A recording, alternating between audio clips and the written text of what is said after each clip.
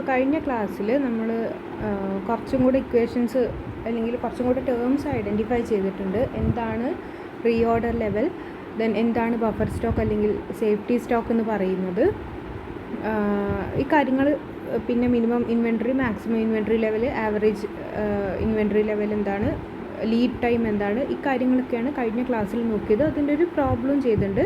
അതിൻ്റെ കണ്ടിന്യൂഷനായിട്ടൊരു 2 എക്സാമ്പിൾസും കൂടെ ചെയ്ത് നോക്കാം. അപ്പോൾ ഇവിടെ അടുത്ത എക്സാമ്പിളായിട്ട് പറയുന്നത് ഫൈൻഡ് ഔട്ട്, ഇവിടെ ക്വസ്റ്റ്യൻ എന്ന് പറയുന്നത് find out EOQ and ROL, means economic order quantity and reorder ലെവലാണ് കാൽക്കുലേറ്റ് ചെയ്യേണ്ടത്. തന്ന ഇൻഫോർമേഷൻ ആനുവൽ കൺസംഷൻ 5000 യൂണിറ്റ്, അല്ലെങ്കിൽ ആനുവൽ ഡിമാൻഡ് എന്ന് പറയാം 5000 യൂണിറ്റ് ആണ്. Then price of 1 unit ₹1. C എന്ന് പറയുന്നത് 1 ആണ്. ആൻഡ് ഡി ആണ് എന്ത് 5000 യൂണിറ്റ് എന്ന് പറയുന്നത്. Then setup cost ₹12. Setup cost എന്ന് പറയുന്നത് ഓർഡർ കോസ്റ്റിൻ്റെ ഒരു ഭാഗം തന്നെയാണ്, അല്ലെങ്കിൽ ഓർഡർ കോസ്റ്റ് തന്നെയാണ് സെറ്റപ്പ് കോസ്റ്റ് എന്ന് പറയുന്നത്. അത് എത്രയാണ്? ₹12 പെർ പ്രൊഡക്ഷൻ റൺ. അപ്പോൾ CO എന്ന് പറയുന്നത് 12 ആണ്.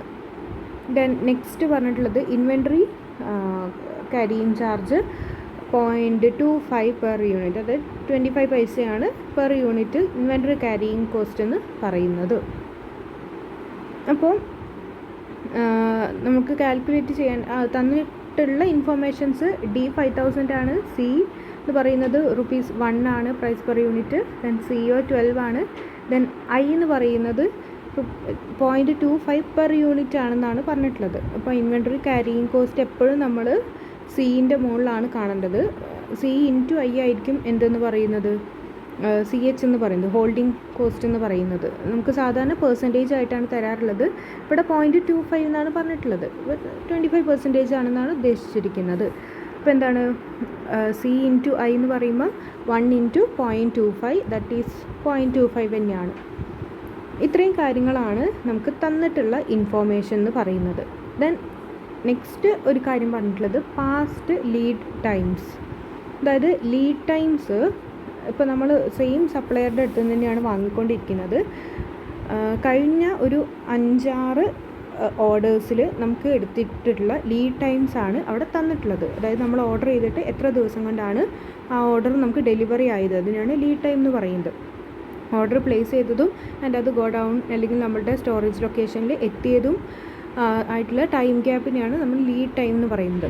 അപ്പോൾ അവിടെ ലീഡ് ടൈംസ് ആയിട്ട് 16 ഡേയ്സ്, 20, 14, 19, 15, 18 കഴിഞ്ഞ 6 പ്രാവശ്യത്തെ ലീഡ് ടൈംസിൻ്റെ ഡാറ്റയാണ് തന്നിട്ടുള്ളത്, പാസ്റ്റ് ലീഡ് ടൈംസ് എന്ന്. ഇനി ഇത് വെച്ചിട്ട് നമുക്ക് EOQ ആൻഡ് ROL കാൽക്കുലേറ്റ് ചെയ്യണം.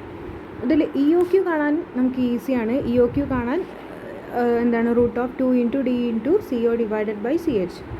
അത് നമുക്കറിയാം. CO means ordering cost, CH holding cost. ഈ പറഞ്ഞ കാര്യങ്ങളൊക്കെ നമ്മളിവിടെ മാർക്ക് ചെയ്ത് വെച്ചിട്ടുണ്ട്. അത് ഇക്വേഷനിലേക്ക് അപ്ലൈ ചെയ്യുന്ന സമയത്ത് നമുക്ക് എന്ത് കിട്ടും?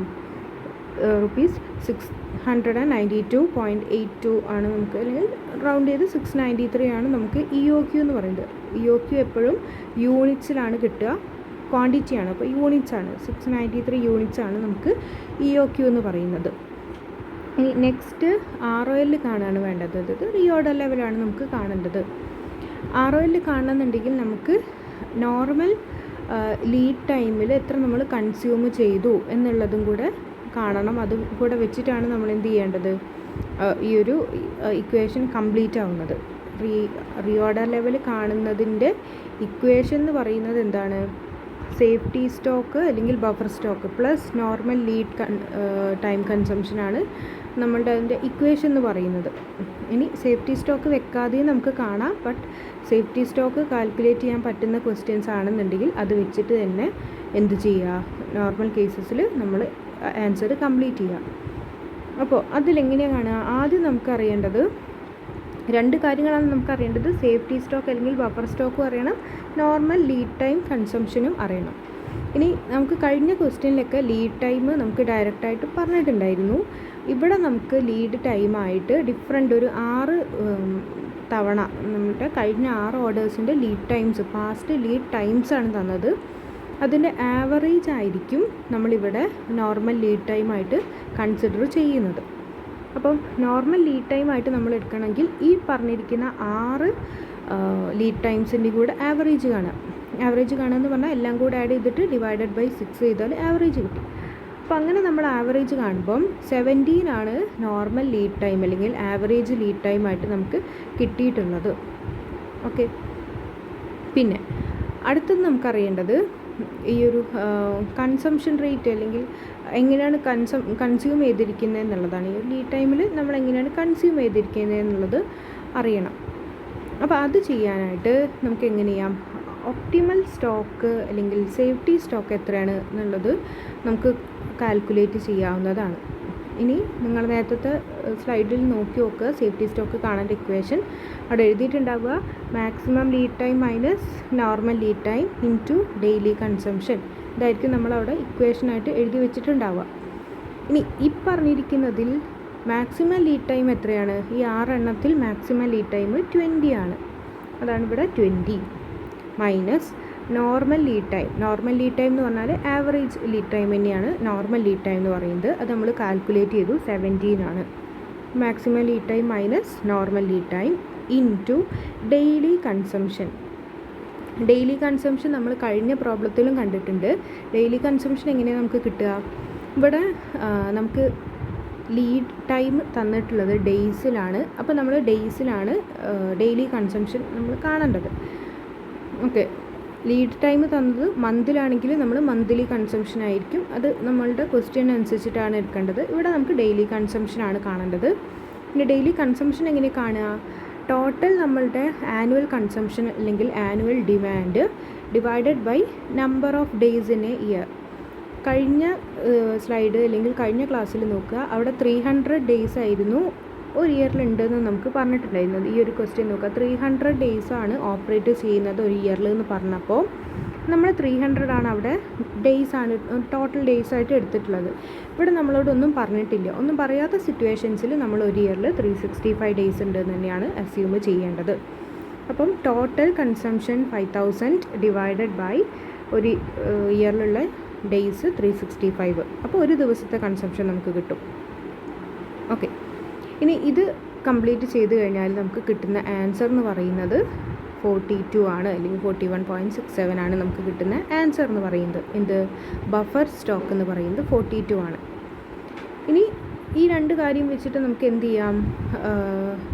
റിയോർഡർ ലെവൽ കാൽക്കുലേറ്റ് ചെയ്യാം. റിയോർഡർ ലെവൽ എന്ന് പറയുന്നത് എങ്ങനെ കാൽക്കുലേറ്റ് ചെയ്യാം? സേഫ്റ്റി സ്റ്റോക്ക് 42 ആണ്. Okay, plus normal lead time consumption. Normal lead time consumption എങ്ങനെ നമ്മൾ കാണുക? നോർമൽ ലീഡ് ടൈം 17 ആണ് ഇൻറ്റു എത്രയാണ് നമ്മളുടെ ആവറേജ് കൺസംഷൻ എത്രയാണെന്നുള്ളത് നോക്കുക. ഓക്കെ, ആവറേജ് കൺസംഷൻ നമ്മളെങ്ങനെ കാണുക? Average consumption during the lead time എത്രയാണെന്നുള്ളതാണ് കാണേണ്ടത്. അതെങ്ങനെ നമ്മൾ കാണുക? നമ്മളുടെ normal lead time 17 into average consumption during the lead ടൈമിലുള്ള കൺസംഷൻ. ലീഡ് ടൈമിൻ്റെ കൺസംഷൻ എന്ന് പറഞ്ഞാൽ 5000 ഡിവൈഡഡ് ബൈ 365 ആണ് ഒരു ദിവസത്തെ കൺസംഷൻ. അങ്ങനെ 17 ലീഡ് ടൈമത്തെ കൺസംഷനാണ് നമുക്ക് നോർമൽ ലീഡ് ടൈം കൺസംഷൻ എന്ന് പറയുന്നത്. അപ്പോൾ 17 ഇൻറ്റു 5000 ഡിവൈഡഡ് ബൈ 365 വേണമെന്നുണ്ടെങ്കിൽ നിങ്ങൾക്ക് സെപ്പറേറ്റ് അവിടെ എഴുതി നോട്ട് ചെയ്ത് വെച്ചാൽ മതി. 5000 ഡിവൈഡഡ് ബൈ 365 എന്ന് പറഞ്ഞാൽ ഒരു ദിവസത്തെ കൺസംഷനാണ്. 17 ദിവസമാണ് നമ്മളുടെ ലീഡ് ടൈമായിട്ട് നമ്മൾ കാൽക്കുലേറ്റ് ചെയ്തപ്പോൾ നോർമൽ ലീഡ് ടൈമായിട്ട് കിട്ടിയിട്ടുള്ളത്. അതുകൊണ്ട് ഒരു ദിവസത്തെ കൺസംഷൻ ഇൻറ്റു 17 ദിവസത്തെ കൺസംഷൻ 17 ഇൻറ്റു 5000 ഡിവൈഡഡ് ബൈ 365 ചെയ്താൽ നമുക്ക് 233 ആണെന്ന് കിട്ടും. അതാണ് നോർമൽ ലീഡ് ടൈമത്തെ കൺസംഷൻ. പ്ലസ് സേഫ്റ്റി സ്റ്റോക്ക് നമ്മൾ കാൽക്കുലേറ്റ് ചെയ്തിട്ടുണ്ട് 42. സേഫ്റ്റി സ്റ്റോക്ക് കാണാനുള്ള ഇക്വേഷനും ഇവിടെ നമ്മൾ കാൽക്കുലേറ്റ് ചെയ്ത് വെച്ചിട്ടുണ്ട്. ഓക്കെ, അപ്പോൾ അവിടെ റിയോർഡർ ലെവൽ 275 ആണെന്ന് കിട്ടി. അപ്പോൾ കഴിഞ്ഞ പ്രോബ്ലത്തിനെ അപേക്ഷിച്ച് ഇവിടെ ഒരു ഡിഫറൻസ് എന്താണെന്ന് വെച്ചാൽ നമ്മൾ ബഫർ സ്റ്റോക്ക് അല്ലെങ്കിൽ സേഫ്റ്റി സ്റ്റോക്ക് കാൽക്കുലേറ്റ് ചെയ്തിട്ടുണ്ട്. കഴിഞ്ഞ നമ്മൾ ഇന്നലെ ചെയ്തിട്ടുള്ള പ്രോബ്ലത്തിൽ അവിടെ നമുക്ക് ലീഡ് ഡേയ്സ് 12 ആണെന്ന് പറഞ്ഞിട്ടുണ്ട്, ലീഡ് ടൈം 12 ആണെന്നും പറഞ്ഞിട്ടുണ്ട്. സേഫ്റ്റി സ്റ്റോക്ക് 500 ആണെന്നും നമുക്ക് ഡയറക്റ്റായിട്ട് തന്നിട്ടുണ്ട്. ഈ ക്വസ്റ്റ്യനിൽ നമുക്ക് അത് രണ്ടും ഡയറക്റ്റ് തന്നിട്ടില്ല. ലീഡ് ടൈമിന് പകരം പാസ്റ്റ് ലീഡ് ടൈംസ് ആണ് തന്നിട്ടുള്ളത്. അപ്പോൾ അതിൻ്റെ ആവറേജ് കണ്ടാലാണ് നമുക്ക് നോർമൽ ലീഡ് ടൈം കിട്ടുന്നത്. ദെൻ ബഫർ സ്റ്റോക്ക് കാണാൻ അല്ലെങ്കിൽ സേഫ്റ്റി സ്റ്റോക്ക് കാണാനുള്ള ഇക്വേഷൻ യൂസ് ചെയ്തിട്ടാണ് നമ്മൾ സേഫ്റ്റി സ്റ്റോക്കിൻ്റെ ഇക്വേഷൻ അല്ലെങ്കിൽ വാല്യൂ കിട്ടിയിട്ടുള്ളത്. That is maximum lead time minus normal lead time into daily consumption. Okay, then അത് വെച്ച് സേഫ്റ്റി സ്റ്റോക്കും കൂടെ കണ്ടു കഴിഞ്ഞാൽ നമുക്ക് എന്ത് ചെയ്യാം, റീഓർഡർ ലെവൽ കാണാം. അതിൻ്റെ equation safety stock plus normal lead time consumption. Okay, അതോരോന്നും നല്ലോണം നോക്കിയിട്ട് ഒരു പ്രോബ്ലം ഒന്നും കൂടെ ഒന്ന് ചെയ്ത് നോക്കുക. ഇനി അതുപോലെ മറ്റൊരു ക്വസ്റ്റ്യൻ ആണ് ഇവിടെ ഒന്നും കൂടെ നോക്കാനുള്ളത്. Question obtain EOQ, number of orders, safety stock, reorder level for the following inventory problem. 4 കാര്യമാണ് കാൽക്കുലേറ്റ് ചെയ്ത് കണ്ടെത്തേണ്ടത്. ഇനി തന്നിട്ടുള്ള ഇൻഫോർമേഷൻ, ഒന്നാമത്തത് ആനുവൽ ഡിമാൻഡ് 36,000 ആണ്. Then cost per unit ₹1 C1 ആണ്. ഓർഡർ കോസ്റ്റ് 25 ആണ്. ഓർഡർ കോസ്റ്റ് എന്ന് പറഞ്ഞു കഴിഞ്ഞാൽ CO എന്ന് പറയുന്നത് എന്താണ്, 25 ആണ്. ദെൻ പിന്നെ പറഞ്ഞിട്ടുള്ളത് കോസ്റ്റ് ഓഫ് ക്യാപിറ്റലും ആൻഡ് സ്റ്റോർ ചാർജസും ആണ്. 15%, 5% കോസ്റ്റ് ഓഫ് ക്യാപിറ്റലും സ്റ്റോർ ക്യാപിറ്റലും. ഇത് രണ്ടും നമ്മളുടെ ഹോൾഡിംഗ് കോസ്റ്റായിട്ട് റിലേറ്റഡ് ആയിട്ട്, സ്റ്റോർ ചാർജ് എന്ന് പറഞ്ഞാൽ എന്താ, നമ്മൾ സ്റ്റോർ ചെയ്യുന്നത് റിലേറ്റഡ് ആയിട്ട് വരുന്ന കോസ്റ്റാണ്. ഹോൾഡിംഗ് കോസ്റ്റിൻ്റെ ഭാഗമായിട്ട് വരുന്നതാണ്, ഓർ ക്യാരിയിങ് കോസ്റ്റിൻ്റെ ഭാഗമായിട്ട് വരുന്നതാണ്. അതുപോലെ കോസ്റ്റ് ഓഫ് ക്യാപിറ്റൽ എന്ന് പറഞ്ഞു കഴിഞ്ഞാലും നമ്മൾ അതിൽ ഇൻവെസ്റ്റ് ചെയ്തിരിക്കുന്ന അതിൻ്റെ മുകളിൽ നമുക്ക് വരുന്ന കോസ്റ്റിനെയാണ് കോസ്റ്റ് ഓഫ് ക്യാപിറ്റൽ എന്ന് പറയുന്നത്. നമ്മൾ ഇൻവെസ്റ്റ് ചെയ്തിരിക്കുന്ന ക്യാപിറ്റലിൽ വരുന്ന കോസ്റ്റാണ് കോസ്റ്റ് ഓഫ് ക്യാപിറ്റൽ എന്ന് പറയുന്നത്. ഇത് രണ്ടും ഹോൾഡിംഗ് കോസ്റ്റിൻ്റെ അല്ലെങ്കിൽ ക്യാരിയിങ് ചാർജസിൻ്റെ ഭാഗമായിട്ട് വരുന്ന 2 ഐറ്റംസാണ് കോസ്റ്റ് ഓഫ് ക്യാപിറ്റലും സ്റ്റോർ ചാർജസും. അത് രണ്ടും ഒന്ന് നിങ്ങൾ അഡീഷണലി നോട്ട് ചെയ്ത് വെക്കേണ്ട കാര്യം. നേരത്തെ ഉള്ള ക്വസ്റ്റ്യൻസിൽ വരെ നമുക്ക് ക്യാരിയിങ് ചാർജസ് എന്ന് പറഞ്ഞിട്ട് 1% ആണ് തന്നിട്ടുള്ളത്. ഈ ക്വസ്റ്റ്യനിൽ അത് 2 ഇൻഫോർമേഷനായിട്ട് തന്നിട്ടുണ്ട്, കോസ്റ്റ് ഓഫ് ക്യാപിറ്റലും സ്റ്റോർ ചാർജസും ആയിട്ട്.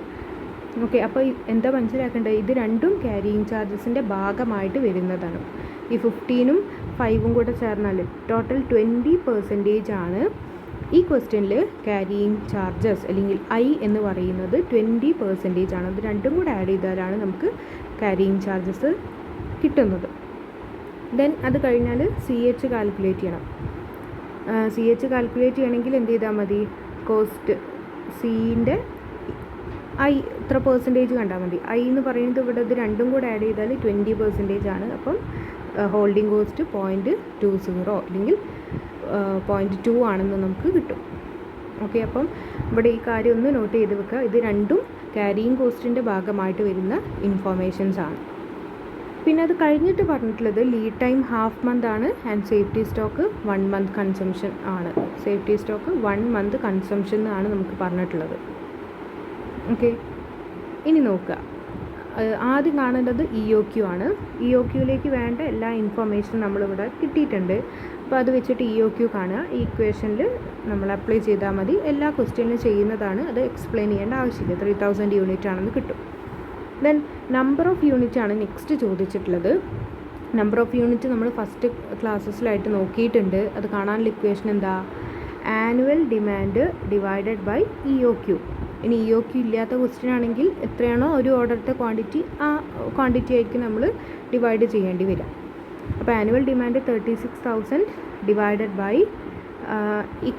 EOQ ആയിട്ട് നമ്മളിപ്പോൾ കാൽക്കുലേറ്റ് ചെയ്ത് കിട്ടിയിരിക്കുന്നത് 3,000. അങ്ങനെ ചെയ്യുമ്പോൾ നമ്പർ ഓഫ് ഓർഡേഴ്സ് 12 ആണെന്ന് കിട്ടി. 12 ഓർഡേഴ്സാണ് നമ്മൾ ഒരു കൊല്ലം ചെയ്യേണ്ടത്. ഓക്കെ, ഇനി ആ 12 ഓർഡേഴ്സിൽ 3000 യൂണിറ്റ് വെച്ചിട്ടാണ് നമ്മൾ ഒരു ഓർഡർ പ്ലേസ് ചെയ്യേണ്ടത്. അതാണ് ഇപ്പോൾ 2 ആൻസർ നമുക്ക് കിട്ടിയിട്ടുള്ളത്. നെക്സ്റ്റ് ചോദിച്ചിട്ടുള്ളത് സേഫ്റ്റി സ്റ്റോക്കാണ് അല്ലെങ്കിൽ ബഫർ സ്റ്റോക്കാണ്. ഇനി സേഫ്റ്റി സ്റ്റോക്ക് കാണാൻ നമുക്ക് നോർമലി ഇക്വേഷൻ വെച്ച് ചെയ്യാൻ അറിയാവുന്നത് maximum lead time minus normal lead time into average consumption ആണ് നമുക്കതിൻ്റെ ഇക്വേഷൻ എന്ന് പറയുന്നത്. പക്ഷേ ഇവിടെ നമ്മളോട് പറഞ്ഞിട്ടുള്ളത് സേഫ്റ്റി സ്റ്റോക്ക് എന്ന് പറയുന്നത് 1 മന്ത് കൺസംഷനാണ്. അതായത് ആനുവൽ ഡിമാൻഡ് അല്ലെങ്കിൽ ആനുവൽ കൺസംഷൻ 36,000 ആണ്. ഓക്കെ, അതിനെ 12 കൊണ്ട് ഡിവൈഡ് ചെയ്താൽ, 12 എന്ന് പറഞ്ഞാൽ എന്താ, 12 മാസമാണ്. ഈ 12 അല്ല ഇവിടെ ഉദ്ദേശിക്കുന്നത്, 12 മാസം മന്ത്ലി കൺസംഷനാണ് ബഫർ സ്റ്റോക്കായിട്ട് ഇവർ കീപ്പ് ചെയ്യുന്നത്. മന്ത്ലി കൺസംഷൻ എത്രയാണോ അതാണ് ഇവരുടെ ബഫർ സ്റ്റോക്കിൻ്റെ എമൗണ്ട് ഓഫ് അല്ലെങ്കിൽ ക്വാണ്ടിറ്റി എന്ന് പറയുന്നത്. അപ്പോൾ 36,000 ആണ് ആനുവലി ഇവർക്ക് ഡിമാൻഡ് ഉള്ളതെങ്കിൽ അതിനെ ഒരു മാസത്തിൻ്റെ ഡിമാൻഡ് എത്രയായിരിക്കും, ഡിവൈഡഡ് ബൈ 12 ചെയ്താൽ മതി. ഡിവൈഡഡ് ബൈ 12 ചെയ്താൽ 3000 യൂണിറ്റ് ആണ് ഇവരുടെ 1 മന്ത് കൺസംഷൻ എന്ന് പറയുന്നത്, അല്ലെങ്കിൽ 1 മന്ത് ഡിമാൻഡ് എന്ന് പറയുന്നത്. ഈ 3000 ആണ് ഇവർ ബഫർ സ്റ്റോക്കായിട്ടും കീപ്പ് ചെയ്യുന്നത്, സേഫ്റ്റി സ്റ്റോക്കായിട്ടും കീപ്പ് ചെയ്യുന്നത്. ഓക്കെ, അപ്പോൾ സേഫ്റ്റി സ്റ്റോക്ക് 3000 ആണ്. ഈ 3000 എന്ന് പറഞ്ഞാൽ ഈ 3000 ഇങ്ങനെ എടുത്ത് എഴുതിയതല്ല. ആൻഡ് ഈ 12 എന്ന് പറയുന്നത് മുകളിലത്തെ 12ഉം അല്ല. ഈ ഇവിടെ ഉദ്ദേശിക്കുന്ന 12 മന്താണ്, ഒരു ഇയർത്തെ 12 മാസം എന്നാണ് അവിടെ ഉദ്ദേശിച്ചത്. ആൻഡ് ഇത് ചെയ്ത് കഴിഞ്ഞപ്പോൾ കിട്ടിയ ആൻസറാണ് 3000. അതിന് തൊട്ട് മുകളിലത്തെ ആൻസേഴ്സായിട്ട് ബന്ധമില്ല. ഓക്കെ, ദെൻ നാലാമത്തെ കാര്യം ചോദിച്ചത് ROL ആണ്, അല്ലെങ്കിൽ റീ ഓർഡർ ലെവലാണ്. റീ ഓർഡർ ലെവൽ കാണാനുള്ള ഇക്വേഷൻ എന്താ, buffer stock plus or safety stock plus normal lead time consumption. Normal lead time consumption കിട്ടണമെങ്കിൽ lead time into monthly consumption. ഇവിടെ നമ്മൾ എടുക്കുന്നത് മന്ത്ലി കൺസംഷനാണ്. നമുക്ക് കിട്ടിയ ഡാറ്റയൊക്കെ ഇവിടെ മന്ത്ലി ആണ്. കഴിഞ്ഞ പ്രോബ്ലത്തിൽ നമ്മൾ പറഞ്ഞു അവിടെ നമുക്ക് തന്നിട്ടുള്ളത് ഡേയ്സിലായിരുന്നു, ലീഡ് ടൈം തന്നിട്ടുള്ളത് ഡേയ്സിലായിരുന്നു. ഈ ക്വസ്റ്റ്യൻ നോക്കുക, ഇവിടെ നമുക്ക് ലീഡ് ടൈം ഡേയ്സിൽ തന്നതുകൊണ്ടാണ് നമ്മൾ ഡെയിലി കൺസംഷനായിട്ട് എടുത്തിട്ടുള്ളത്. ഇവിടെ നമുക്ക് ലീഡ് ടൈം തന്നിട്ടുള്ളത് മന്ത്ലി ആണ്. അപ്പോൾ നമ്മൾ എടുക്കേണ്ടത് മന്ത്ലി കൺസംഷനിലാണ്. ലീഡ് ടൈം കൺസംഷൻ എടുക്കുന്ന സമയത്ത് മന്ത്ലി കൺസംഷനാണ് എടുക്കേണ്ടത്. അതാണ് എപ്പോഴും നോട്ട് ചെയ്യേണ്ടത്. ലീഡ് ടൈം എന്തിലാണോ തന്നിരിക്കുന്നത് അതിൻ്റെ ബേസിലായിരിക്കണം നമ്മൾ റീഓർഡർ ലെവൽ എടുക്കേണ്ടത്. അപ്പോൾ നോർമൽ ലീഡ് ടൈം കൺസംഷൻ എടുക്കണമെങ്കിൽ ലീഡ് ടൈം ഇൻറ്റു മന്ത്ലി കൺസംഷനാണ് എടുക്കേണ്ടത്. അത് നോട്ട് ചെയ്ത് വെക്കേണ്ട കാര്യമാണ്. ഇനി ലീഡ് ടൈം എത്രയാണ്? ലീഡ് ടൈം എന്ന് പറയുന്നത് ഹാഫ് മന്താണ്. ഓക്കെ, ഹാഫ് മന്താണ് ലീഡ് ടൈം എന്ന് പറയുന്നത്, ഹാഫ് മന്ത് ലീഡ് ടൈം. ഇനി നോർമൽ ആ ഒരു സമയത്ത് കൺസംഷനാണ് നമുക്കറിയേണ്ടത്. എത്രയാണ്? മന്ത്ലി കൺസംഷൻ 3000 ആണ്. ഓക്കെ, 36,000 ഡിവൈഡഡ് ബൈ 12 ചെയ്താൽ 3000 ആയിരിക്കും നമ്മളുടെ മന്ത്ലി കൺസംഷൻ എന്ന് പറയുന്നത്. ഓക്കെ, അപ്പോൾ ബഫർ സ്റ്റോക്ക് 3000, താഴെ നമുക്ക് കാണാൻ പറ്റും തോന്നുന്നു. ബഫർ സ്റ്റോക്ക് എന്ന് പറയുന്നത് 3000 ആണ്, plus 36 divided by 12 into half എന്ന് പറഞ്ഞു കഴിഞ്ഞാൽ എന്താ, ഹാഫ് ഓഫ് മന്താണ് പറഞ്ഞിട്ടുള്ളത്.